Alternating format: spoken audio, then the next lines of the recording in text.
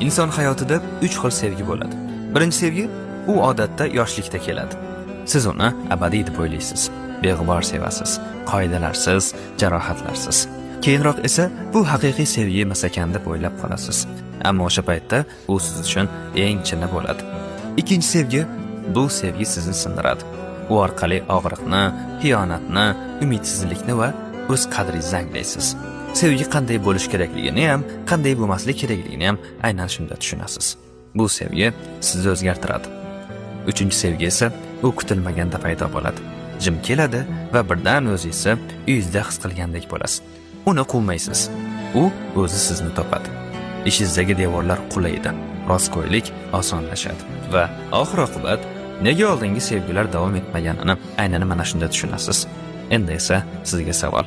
Siz hozir qaysi bosqichdasiz?